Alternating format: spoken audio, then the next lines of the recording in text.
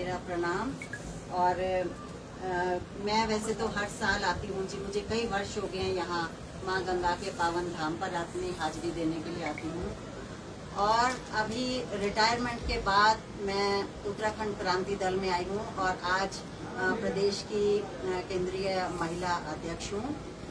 जैसे ही मुझे पता चला ये मुखवा गांव जो कि विश्व प्रसिद्ध गांव है, जहां मां गंगा की शीतकालीन डोली आती है और 12 महीने यहाँ पर मां गंगा की पूजा होती है। और मुझे इतना दुख लग रहा है ये सुनने के बाद कि 1983 से, आप लोगों ने जैसे अभी हमें बताया कि 1983 से इस प्रदेश में कितनी सरकारें बदली होंगी, लेकिन लानत है उन सरकारों को जिन्होंने इस प्रदेश की मुखवा गांव की सड़क अभी तक नहीं बनाई। जो सुना है कि सिर्फ 3 किलोमीटर की सड़क बनी है। और मुखला जांगला मार्ग 1983 जो आप लोग बता रहे हैं, तो ये तो सरकारों को इससे बड़ी शर्म की बात नहीं हो सकती है। यहाँ पर यशस्वी प्रधानमंत्री जी आ चुके हैं और कितने मंत्री संतरी यहाँ पर इतने सालों में आए होंगे, लेकिन अगर आप लोगों की उन्होंने बात नहीं सुनी है तो वो पाप के भागीदार हैं। मैं माँ गंगा के दरबार से ये कह रही हूँ कि जितने भी मंत्री संतरी और प्रधानमंत्री सब पाप के भागीदार हैं यहाँ पर, जिन्होंने इस सड़क को नहीं बनवाया। यहाँ से माँ गंगा की डोली आपके लोग बता रहे हैं कि पैदल आती हैं साल में 2 बार, एक बार यहाँ गंगोत्री धाम में पैदल आती हैं जब माँ की डोली, और जब यहाँ से वापस जाती हैं। और जैसा कष्ट आप लोग मुझे बता रहे हैं तो बहुत ही दुर्भाग्यपूर्ण ये बात है। इसीलिए इस प्रदेश का भला नहीं हो रहा है। हम देख रहे हैं हमारी जो जनता यहाँ पर रो रही है, यहाँ बेटियां रो रही हैं, महिलाएं रो रही हैं, सारा उत्तराखंड अगर आज दुखी है तो मुझे लग रहा है ये इनके पापों के कारण यहाँ पर ये सब हो रहा है। और मुझे ये मालूम हुआ है कि सामरिक दृष्टि से, क्योंकि ये चाइना बॉर्डर का पहला गांव है ये, जहां से कि भारतीय सेना भी पैदल यहाँ पर जाती है बॉर्डर के लिए। और दूसरा जो ये दाईं तरफ वाला रोड है जो आज जिसको अभी हम लोग यूज कर रहे हैं, सर्दियों में यहाँ पर पूरी बर्फ जम जाती है। रास्ते में इतने आप सोचिए कि रास्ते बंद हो जाते हैं, धूप वहाँ आती नहीं है। तो सरकार को प्रॉब्लम क्या है आप ये बताइए कि जिस तरफ धूप आती है जल्दी से बर्फ पिघलेगी, रास्ते खुलेंगे, उसको सरकार को मुझे ये समझ नहीं आ रहा कि क्या तकलीफ हो रही है। जैसा कि मुझे ज्ञात हुआ है कि जब प्रधानमंत्री जी आए थे उस वक्त यहाँ हजारों पेड़ काटे गए हैं उनकी एक पार्किंग के लिए। तो जब प्रधानमंत्री की पार्किंग के लिए यहाँ पर हजारों पेड़ काटे जा सकते हैं, तो पूरे गांव वासियों के लिए और पूरे विश्व से जो यहाँ पर ये पर्यटन के लिए लोग आते हैं, देवस्थान के लिए लोग आते हैं, तो वो 250-300 पेड़ काटने में क्या तकलीफ है।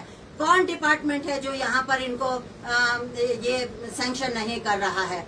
हम दोबारा से प्रधानमंत्री जी को यहाँ से आप अभी इसके बाद हम मुखवा गांव जाने वाले हैं और गंगोत्री धाम से मैं प्रधानमंत्री जी को अभी तो अपील कर रही हूँ, और अगर यहाँ पर हमको आमरण अनशन में भी बैठना पड़ा मुखवा गांव में, तो उत्तराखंड क्रांति दल की महिलाएं यहाँ पर आमरण अनशन में बैठेंगी, तब तक बैठेंगी कि जब तक ये यहाँ पर रास्ता नहीं बनाया गया। हम आपको निवेदन कर रहे हैं अभी, और उत्तराखंड क्रांति दल वो दल है जिसने कि इस प्रदेश को बनाया था, वो इस प्रदेश का दुख दर्द जानता है।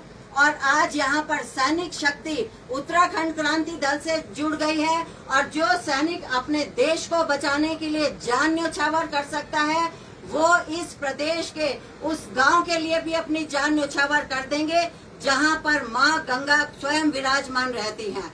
बहुत बहुत धन्यवाद। जय उत्तराखंड, जय हिंद।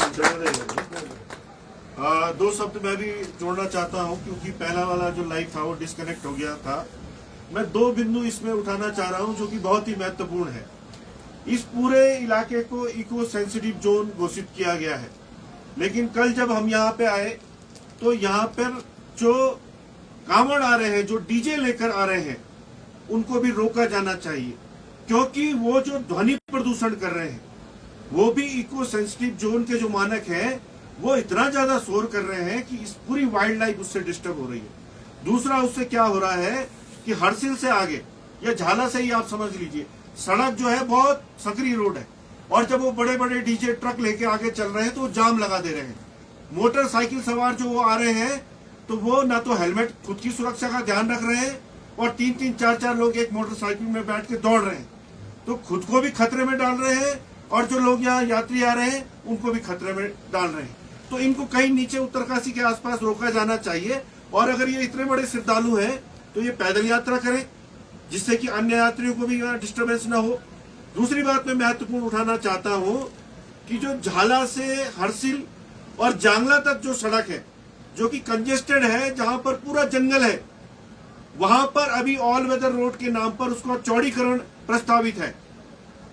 वहां पे लगभग 8,000 से 10,000 पेड़ जो कि देवदार के, मैं कहूंगा कि सैकड़ों साल पुराने वृक्ष हैं, उनको काटने की तो संस्तुति हो जाती है, लेकिन जब मुखबा से जांगला तक जो सड़क आनी है 3-4 किलोमीटर, जिसमें महज 300-400 पेड़ है और वो भी मेरे ख्याल से देवदार के नहीं है पंडित जी, तो क्या दिक्कत है? और वो कौन भी वन विभाग के अफसर है जो इस तरह के दोहरे मापदंड जो है सेट कर रहे हैं कि जो ऑल वेदर रोड है वहां तो 8,000 पेड़ कट जाएंगे, लेकिन जो सड़क ग्रामीणों को चाहिए वहां पर 300 पेड़ जो कि दुर्लभ प्रजाति के भी नहीं है, देवदार के भी नहीं है, उनको काटने में भी अड़चन पैदा कर रहे हैं। इन सारे तथ्यों का संज्ञान लेते हुए अगर आवश्यकता पड़ी तो धरना प्रदर्शन तो हम करेंगे ही करेंगे। एक जनहित याचिका माननीय हाईकोर्ट में भी हम दाखिल करेंगे, और मुझे लगता है कि सारे तीर्थ पुरोहितों का आशीर्वाद हमें प्राप्त होगा। धन्यवाद। जय पहाड़, जय पहाड़ी, जय उत्तराखंड क्रांति दल, जय गंगा मैया की। आपने समय निकाला जी उठाने जरूरी है ना भाई साहब, ऐसा जी केवल सत्ता में आने के लिए नहीं होता है इधर, उत्तराखंड जनता के मुद्दे उठाने के लिए